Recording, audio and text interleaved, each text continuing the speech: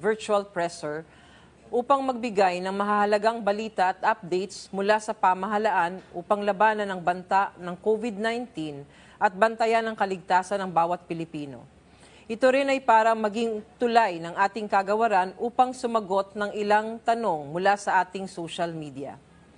Una sa lahat, nandito po tayo para ipagbigay alam sa inyo na meron na po tayong COVID-19 referral hospitals kung saan dito po gagamutin lahat ng patients under investigation at COVID-19 positive patients. Ito po ay ang Philippine General Hospital sa Maynila, Dr. Jose N. Rodriguez Memorial Hospital and Sanitarium sa Caloocan at ang Lung Center of the Philippines sa Quezon City. Kung kayo po ay nakakaranas ng mga malalalang simptomas at kayo po ay na-expose sa COVID-19 patient, maaari pong pumunta sa PGH para kayo ay matest at mabigyan ng kaukulang alaga. Meron din po kaming isa pang magandang balita sa inyo. Tayo po ngayon ay mayroon ng 5 subnational laboratories na nagpoproseso ng mga test results. Ito po ay ang San Lazaro Hospital, Research Institute for Tropical Medicine, Baguio General Hospital and Medical Center, Vicente Soto Memorial Medical Center, and Southern Philippines Medical Center. Kaya po nilang maproseso ng humigit kumulang 50 hanggang 300 tests per day. Dahil dito, mas mapapabilis na po ang paglabas ng mga resulta ng tests. Maliban po dun sa 5, tayo po ay nagsiset up na ng 2 pang subnational laboratory. Yan po ay sa Western Visayas Medical Center at sa Bicol Public Health Laboratory. At ang UP National Institutes for Health ay namobilize na para po sila ay tumulong sa atin sa laboratory capacity. Nagsasagawa din po ngayon ng assessment ang Department of Health kasama ang World Health Organization para sa additional extension laboratories dito sa Maynila at pagkatapos naman ay sa Visayas at Mindanao. Mahalaga po ang pagsucertify nitong mga laboratoryong ito at hindi po ito basta-basta. Delikado po ang pagsasagawa ng testing, lalong-lalo na para sa ating mga laboratory technicians. Kaya naman po, maingat tayo sa pagsucertify ng mga national laboratories na maaring magsagawa ng mga ganitong testing. Kung inyo pong nabasa sa news, meron na po tayong 4 na approved testing kits galing sa Food and Drug Administration. At meron din po tayong natanggap na mahigit 100,000 testing kits mula sa iba't ibang donors. Dahil dito, pati ng pag-operationalize ng karagdagang laboratories, mas madami na po tayong pasyenteng pwedeng maitest. Lalabas agad ang resulta, mas maaagapan po natin ang mga nagpositibo sa COVID-19. Samantala, kami rin po ay magbibigay ng latest updates sa ating statistics. As of 12 noon, ngayong araw na to, March 20, tayo po ay may naitalang 13 na bagong kaso ng COVID-19 at ang total number na po ng ating COVID-19 positive cases ay umabot na sa 230. Wala pa po tayong bagong report ng recoveries. Ang recoveries po natin ay 8 pa rin. Samantalang may isa po tayong nadagdag na death dahil sa COVID-19. Sa kasalukuyan po ay 18 na ang namamatay sa COVID-19. Kami po ay nakikiusap sa ating mga kababayan. Magtulungan po tayo para bumaba na ang kaso ng COVID-19 sa ating bansa. Sundin po natin ang pinag-uutos ng ating pamahalaan. Manatili po tayo sa bahay. Siguraduhin may 1 metro ang layo natin sa isa't isa, lalong-lalo na kapag nasa labas. At ugaliin po natin na maghugas na mabuti ng ating mga kamay. Bago po tayo magpaalam, meron lang po tayong mga katanungan dito na ating sasagutin sa ngayon. Atin pong susubukang sagutin lahat ng tanong mula sa publiko, pero para po sa ibang katanungan, amin pong tatalakayin yan sa aming DOH FB page at sa mga susunod na mga pressers pa sa susunod na mga araw. Kami po ay nagpapasalamat sa lahat po ng ating contra-COVID heroes, lalong-lalo na po sa mga healthcare workers para sa kanilang serbisyo para sa ating bayan. Makakaasa po ang publiko, magbibigay tayo ng palagiang balita at updates sa pamamagitan ng ating social media, Viber community at dito sa Beat COVID-10 Virtual Presser. Mag-ingat po tayong lahat at maraming salamat po. Ngayon po ay dumako na tayo dito po sa mga questions or concerns na galing po sa ating public from our social media platform. So iisa-isahin po natin, namili lang po kami ng ilang mga katanungan para sa araw na ito para mabigyan natin po ng sagot ang ating mga kababayan through our na binibigay ang kanilang mga katanungan through our social media platforms. Ang una pong nagpadala ng kanyang katanungan ay si Mr. Chad Lorente coming from Facebook. Can the virus survive for long on our foods such as fruits, vegetables, and meat products from the wet market, especially on food that don't necessarily get cooked such as lettuce, cucumbers, fruits, etc.? Do we have any ways to disinfect them? What are the risks? So sinasabi lang po ng ating kaibigan si Chad Lorente na galing sa Facebook ang kanyang tanong, kung yun daw pong virus natin, na coronavirus, ay mamamalagi ng matagal sa ating mga pagkain, lalong-lalo na yung mga fresh, katulad ng prutas, katulad ng karne, or katulad din po ng mga gulay. So ang ating sagot po dito, ito pong ating virus na ito, katulad po ng ating laging sinasabi, kailangan lang pong ugasang maigi ang ating mga pagkain, especially the fresh ones, itong prutas, gulay, karne. Meron ho tayong sinasabi na ito pong virus stays on surfaces at merong mga oras na pinaglalagi. Pero kapag ito namang po mga pagkain natin ay mauugasan natin ng maayos at ito po ay maihahanda ng malinis, mababa po ang risk para magkaroon tayo ng ganyang infection through our food. Pangalawang katanungan po ay galing kay Rosaler Gaminde from Facebook also. Tinatanong po niya, kailan po ba darating ang mga test kits natin sa ating mga probinsya? Meron na ho tayo mga test kits na sa ating mga strategic subnational laboratories, katulad ng binanggit po natin kanina, meron na po tayo sa SPMC ng Davao, meron na ho tayo sa Vicente Soto sa Region 7, meron na ho tayo sa Baguio General Hospital sa ating Northern Luzon, at meron din po tayo dito sa ating Metro Manila areas. Ngayon po, sila po ay nag-uumpisa ng mag-test at hopefully bibilis na po yung pagtetest natin. Doon naman po sa ibang rehiyon na hindi kasama dito sa ating subnational laboratories, sa ngayon hanggang hindi pa ho natin na-mobilize yung ibang mga laboratorio na maaring tumulong sa atin sa pagtetest nitong for COVID-19, pinapadala lang po muna natin ang ating mga specimens dito po sa 5 laboratorio na ito. Pangatlo, galing po kay Archie Ival. Sa Facebook din po niya ipinadala ito. Ang kanya pong tanong, I am an OFW going to Bangladesh this March 25, 2020.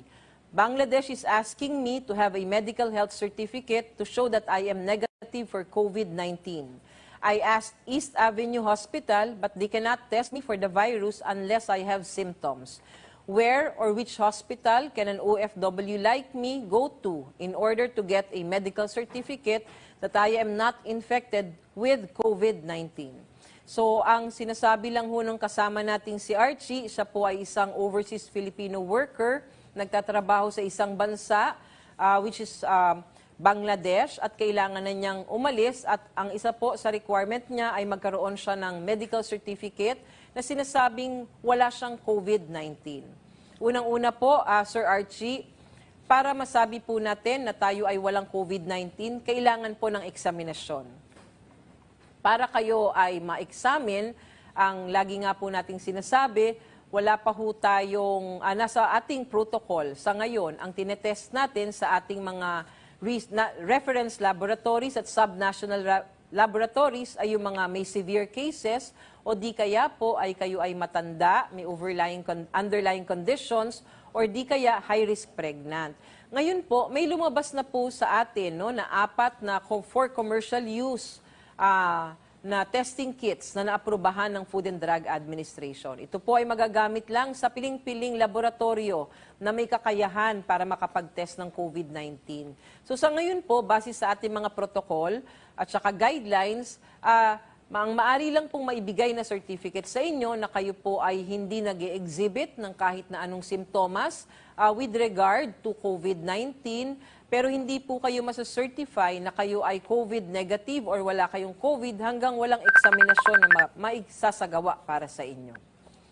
Pangapat po, galing po Mama from Facebook. What is the flow of information from the moment a COVID-positive patient walks into the hospital when he or she gets out, from informing the patient, to his family, to DOH, and then to media? So, Mama, ang tingin ko, ang iyong tanong ay tungkol sa kung paano natin dinideklara na ang isang pasyente ay COVID-positive or hindi, paano nalalaman ng kanyang pamilya, paano na ipapasaalam ng kagawaran ng kalusugan sa kanilang local government units, and then to media. So, ang unang-una ho natin ginagawa, pagpasok po ng isang pasyente sa isang ospital, kung siya po ay may simptomas na severe o yung mga sinasabi nating vulnerable po kayo na populasyon. Pagkapasok nyo ho, may triaging area po tayo sa ating ospital kung saan titignan kayo ng ating mga medical doctors or mga medical healthcare workers natin at kayo i-assess kung kailangan nyong i-test or hindi. Kapag ho kayo ay kailangang i-test, kukuhanan ho kayo ng specimens at kung kayo ay kailangang i-admit sa ospital, i-admit po kayo sa ospital.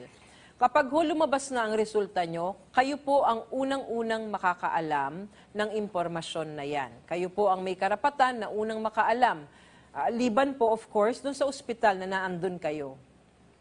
Pagkatapos po nun, ang ospital ngayon ay ipagbibigay din alam sa amin, makikipag-coordinate na sa kagawaran ng kalusugan at magbibigay na rin po tayo ng impormasyon sa ating local government units. Pag nasagawa na po natin lahat ang pagbibigay ng ating impormasyon sa lahat ng mga kinauukulan, sabi ko nga, yung pamilya, yung ospital, at ang ating local government units, maaari na po namin i-share sa media at saka sa ating sambayanan.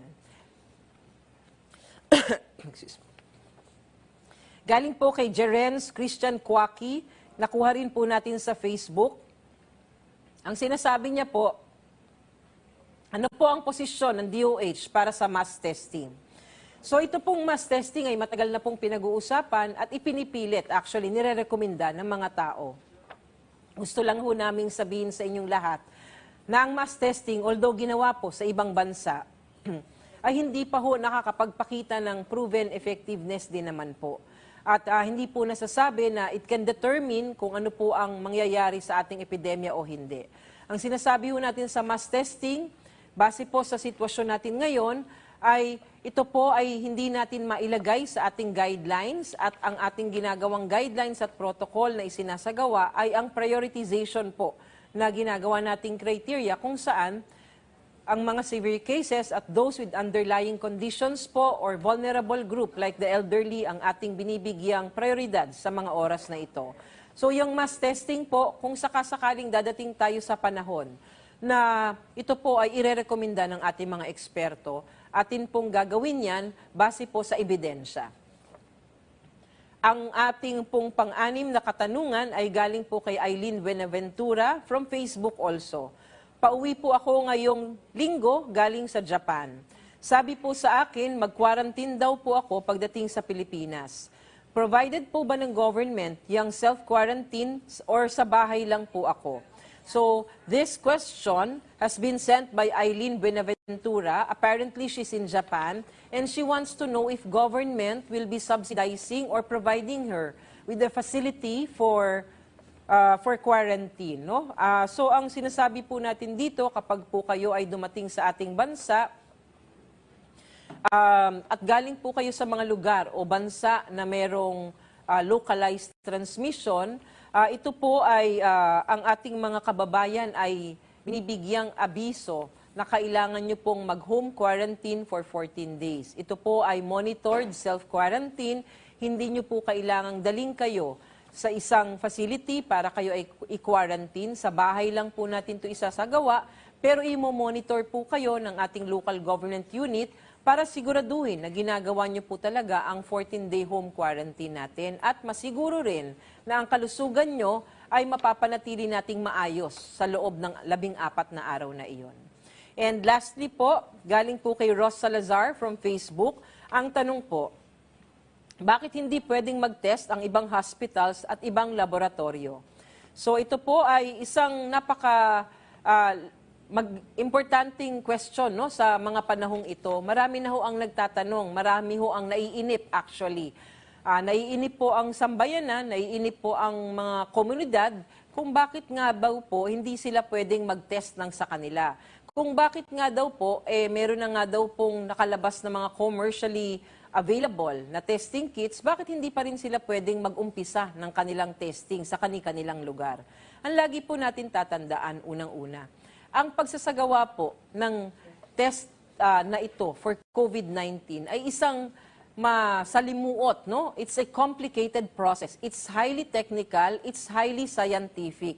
Ang unang-una pa lang hong proseso na ginagawa kapag ginagawa po itong testing na ito for COVID ay ini-inactivate po natin ang virus. Ibig sabihin po, parang pinapatay natin yung virus para matanggal natin siya doon sa kanyang core at magawa po ang testing. Doon pa lang ho sa proseso na yon, napakalaki na po ng risk ng ating healthcare workers para mahawa sa sakit na ito. Hindi lang po healthcare workers, dahil pag hindi po natin napag-ingatan ang pag-i-inactivate ng virus na ito, maari po nating ikalat ang sakit na ito sa buong komunidad natin. Kaya nga po ang ating pagpoproseso ng ganitong test ay ginagawa sa highly technical or high-level laboratories. Yun pong mga molecular biology laboratories kung saan meron ho tayong biosafety measures na tinatawag para ma-ensure po natin ang infection prevention and control procedures. Hindi po dapat gawin ang test na ito sa mga ordinaryong laboratorio. Hindi po dapat gawin ito sa mga lugar kung saan meron na silang RT-PCR equipment pero wala naman ho silang trained healthcare workers para gawin ito. Hindi po ito basta-basta na procedure. Ang atin pong mga test kits, isinasagawa pa rin po ito sa mga laboratoryong may kapasidad. So sana po mag-guide po natin ang ating mga kababayan, mag-guide po natin ang ating mga kasama sa healthcare industry para po tayo ay magkaroon ng appropriate po na pagsasagawa nitong testing na ito. Huwag po tayo mainip, mga kababayan. Huwag po tayo mga inip, mga kasama sa industriya ng health. Kasi po, nandito na po ang mga testing kits. Nagbubukas na po tayo ng mga extension laboratories. So, kung maaari lang po, sana po, we will all be guided with the guidelines na ibinibigay po ng Kagawaran ng Kalusugan.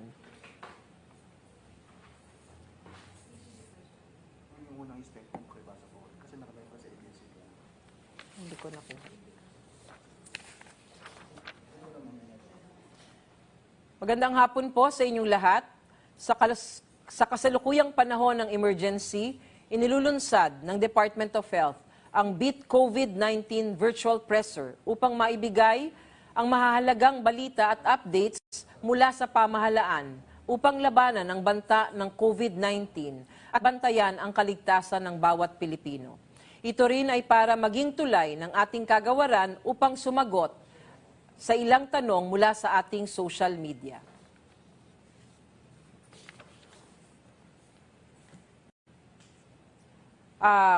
Kami po ngayon ay mamamaalam na, hindi mamamaalam na mawawala. Babalik po ako bukas. Sinasabi lang ho, magpapaalam sa ngayon. Gusto ho namin magpasalamat sa inyong lahat, lalong-lalo na po sa ating komunidad na patuloy na sumusuporta sa atin, patuloy na nakikipag-interact sa atin, nagtatanong ng impormasyon para sila po ay magkaroon ng kaalaman. Nagpapasalamat pa rin po tayo sa lahat ng ahensya, sa lahat po ng units ng government, sa private sector, sa ating partisipasyon at sa ating pakikipagkaisa sa mga oras na ito na nangangailangan ng ating gobyerno ng tulong mula sa lahat. Nananawagan po kami sa lahat, sa ating mga kababayan. Makinig po tayo sa gobyerno, makinig po tayo sa mga patakaran na kailangan natin ipatupad.